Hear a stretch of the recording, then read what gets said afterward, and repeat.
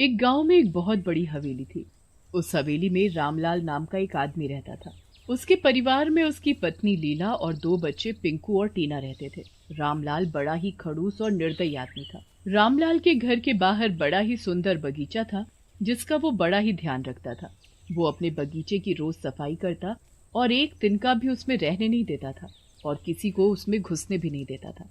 मैं जरा बाहर जा रहा हूँ, तुम बगीचे का ध्यान रखना, कहीं कोई जानवर या गांव के बच्चे उसमें ना घुस आएं। हाँ हाँ ठीक है। रामलाल काम से बाहर चला जाता है और लीला बगीचे का दरवाजा बंद करके आराम करने के लिए लेट जाती है। लीला की कब आंख लग जाती है पता ही नहीं चलता। चल टीना, बाहर बगीचे में खेलने चलते हैं। नहीं नहीं, मम्मी बहुत डांटेंगी। अरे मम्मी तो सो रही है, तू चल जल्दी। जब तक मम्मी उठेगी हम वापस भी आ जाएंगे और हम उसमें कोई गंदगी नहीं करेंगे। पिंकू और टीना दोनों बगीचे में खेलने चले जाते हैं। थोड़ी देर बाद वहां एक चिड़िया आकर एक बैठ जाती है और चींची करने लगती है। उस चिड़िया के मुंह में एक छोटा सा तिनका होता है और वो घोंसला बनाने की जगह ढूंढ रही होती है। मैं अपना घोंसला कहाँ बनाऊं? काफी देर सोचने के बाद उस चिड़िया की नजर एक छोटे से पेड़ पर जाती है। क्यों ना मैं इसके ऊपर ही अपना घोंसला बना लूं? यहाँ कोई चील भी नहीं आएगी। चिड़िया तिनका लेकर उस पेड़ पर बैठ जाती है और अपना घोंसला बनाना शुरू कर देती है। अगले दिन जब रामलाल बगीचे की सफाई करने आता है तो उसे बगीचे में बड़े तिनके देखकर बड़ा ही गुस्सा आता है। रामलाल लीला से जाकर पूछता है तो वो बोलती है कि वो और बच्चे तो आज बगीचे में गए भी नहीं। रामलाल गुस्से में बगीचे में फिर जाकर देखता है तो उसकी नजर पेड़ पर रखे घोंसले पर पड़ती है, जो अभी पूरा बना भी नहीं होता। ये जरूर किसी चिड़िया का काम है, जिसने अपने घोंसले के चक्कर में मेरे बगीचे को गंदा कर दिया। मैं अभी इस घोंसले को उठाकर फेंकता हूँ। रामलाल उस घोंसले को पेड़ से उठाकर बाहर फेंक देता है और बगीचे की सफाई करके वापस चला जाता है। उसके बाद जब चिड़िया आती है तो वो अपना घोंसला वहां ना पाकर बड़ी हैरान होती है। उसे समझ नहीं आता कि उसका घोंसला गया तो कहाँ गया, पर फिर वो बेचारी दोबारा से अपना घोंसला बनाना शुरू कर देती है। लेकिन रामलाल फिर से उसके घोंसले को देख लेता है और फिर से उसे उठाकर फेंक देता है। बार बार ऐसे ही होता रहता है, पर चिड़िया हार नहीं मानती। एक दिन रामलाल को किसी काम से कुछ दिनों के लिए बाहर जाना पड़ता है। मैं कुछ दिनों के लिए बाहर जा रहा हूँ, तो जरा बगीचे का ध्यान रखना, एक चिड़िया ने बड़ा ही दुखी कर रखा है। रामलाल के जाने के बाद चिड़िया पूरा दिन एक एक तिनका लेकर आती है और अपना घोंसला बना लेती है। चिड़िया बड़ी ही खुश हो जाती है कि उसका घोंसला बनकर तैयार हो गया है। कुछ ही दिनों में चिड़िया उस घोंसले में अंडे दे देती है और फिर उन अंडों में से बच्चे निकल आते हैं। अरे मेरे प्यारे बच्चे, ये कितने प्यारे हैं। अब मैं तुम सबका अच्छे से ध्यान रखूंगी और अभी तुम्हें भूख लग रही होगी तो चलो मैं तुम्हारे लिए कुछ खाने को लेकर आती हूँ। चिड़िया अपने बच्चों के लिए खाना लेने के लिए चली जाती है। छोटे छोटे बच्चे घोंसले में अकेले चींची कर रहे होते हैं। उसी वक्त रामलाल वापस आ जाता है और उसे बगीचे में चींची की आवाज सुनकर वो यहाँ वहाँ देखने लगता है। आखिर ये आवाज कहाँ से आ रही है, जरा देखता हूँ। रामलाल को उसी पेड़ पर चिड़िया का घोंसला दिख जाता है, जिसमें छोटे छोटे बच्चे। ये घोंसला यहाँ कैसे आया? मैंने लीला को कहा था कि बगीचे का ध्यान रखे, पर नहीं, उसे अपने आराम करने से फुर्सत ही नहीं है। अब देखो, इस चिड़िया ने यहाँ घोंसला भी बना लिया और मेरा सारा बगीचा तिनकों से गंदा कर दिया। ये चिड़िया अब इन बच्चों को खाना खिलाएगी तो और गंदगी करेगी। इसका अब कुछ करना ही पड़ेगा। रामलाल उस चिड़िया के बच्चों को घोंसले से निकालकर बाहर फेंक देता है और उसका घोंसला भी तोड़ देता है। रामलाल तो बड़ा ही खुश हो जाता है, पर फिर चील की नजर उन बच्चों पर पड़ जाती है। वो चील उन बच्चों को खा जाती है और तभी चिड़िया वहां जाती है। चिड़िया बुरी तरह चिल्लाने लगती है। रामलाल वहीं खड़ा सब देख रहा होता है और बड़ा खुश हो रहा होता है। मेरे बच्चों को छोड़ दो, इनको मत खाओ। चिड़िया अपने बच्चों को बचाने के लिए उस चील से लड़ जाती है, पर बेचारी नन्ही सी चिड़िया उस चील से जीत नहीं पाती। चील उस चिड़िया के बच्चों को भी खा जाती है और उस चिड़िया को भी बुरी तरह जख्मी कर देती है। उसके बाद वो चील वहां से उड़ जाती है। अब आया ना मजा। तब से तुझे यहाँ से भगाने की कोशिश कर रहा था, पर तू है कि मानती नहीं थी। अब अपनी जान से हाथ धो बैठी ना। मतलब ये सब तूने ही किया है? मैं तुझे नहीं छोड़ूंगी। तेरी वजह से मेरे छोटे छोटे बच्चे मेरी आंखों के सामने मर गए। तू बहुत पछताएगा। तुझे मैं मरने के बाद भी नहीं छोड़ूंगी।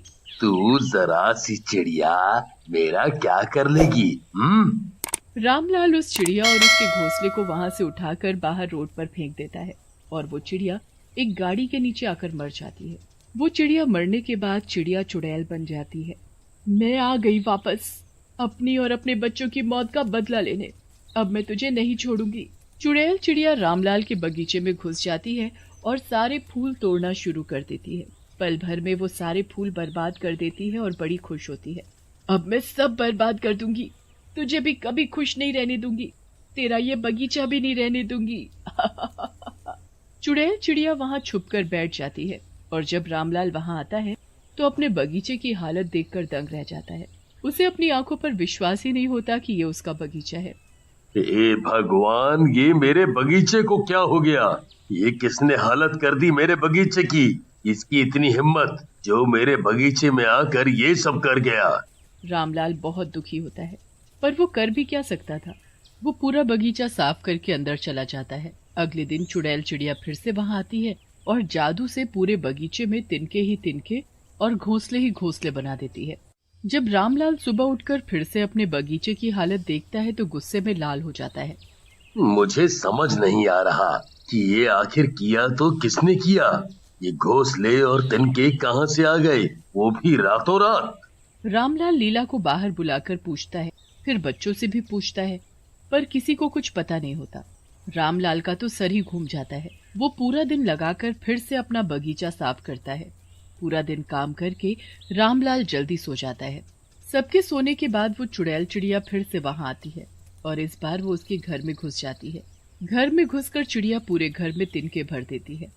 हर जगह तिनके, हर कोने में तिनके। उसके बाद वो बच्चों के कमरे में घुस जाती है और उन्हें बुरी तरह चोंच मारने लगती है। मम्मी, पापा, हमें बचाओ, ये चुड़ैल चिड़िया हमें मार डालेगी, हमें बचाओ। पिंकू और टीना चिल्लाते रहते हैं पर चुड़ैल चिड़िया भी उन पर कोई तरस नहीं खाती। वो उनको चोंच मार मार कर घायल कर देती है और उनके शरीर से खून बहने लगता है। वो बच्चों को कमरे से बाहर भी नहीं निकलने देती जो वो अपने माँ बाप के पास जा सके। बड़ी मुश्किल से वो चिड़िया वहाँ से वापस जाती है। जल्दी भागो यहाँ से, वरना वो चुड़ैल चिड़िया वापस आ जाएगी। जल्दी से दोनों बच्चे अपने माँ बाप के पास भागते हैं और रोने लगते हैं।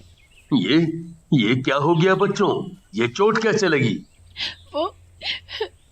वो एक चुड़ैल चिड़िया ने हमें चोंच मारकर घायल कर दिया। चुड़ैल चिड़िया? ये सब कुछ नहीं होता। तुम यहीं हमारे पास सो जाओ और मम्मी अभी तुम्हारी दवाई लगा देगी। अगले दिन वो बच्चे स्कूल जाते हैं और वो चुड़ैल चिड़िया फिर से रास्ते में ही उन बच्चों को पकड़ लेती है। देखो मोनू, वो चुड़ैल चिड़िया फिर से आ गई। चलो जल्दी भागो यहाँ से। कहीं नहीं भाग सकते, मुझसे बचकर कहीं नहीं जा पाओगे। मेरे बच्चों ने भी कुछ नहीं किया था, पर तुम्हारे पापा ने उनको घोंसले से निकालकर फेंक दिया। मेरे बच्चों को चील खा गई।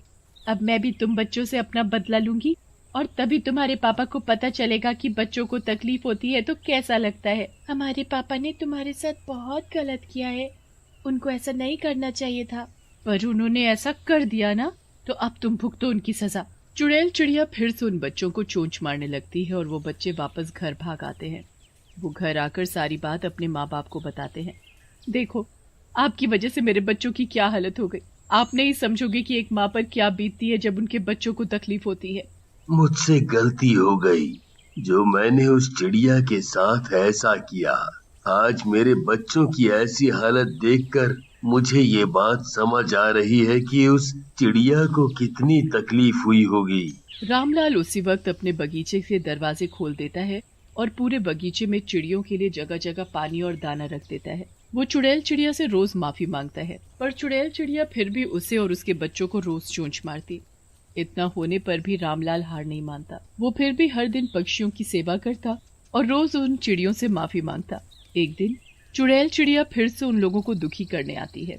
आखिर इसे सच में अपनी गलती का एहसास हो गया है। अब मुझे इन लोगों को दुखी नहीं करना चाहिए। उस दिन के बाद से वो चुड़ैल चिड़िया कभी वापस उन लोगों को परेशान नहीं करती और रामलाल का बगीचा हमेशा चिड़ियों और पक्षियों से चहकता रहता है।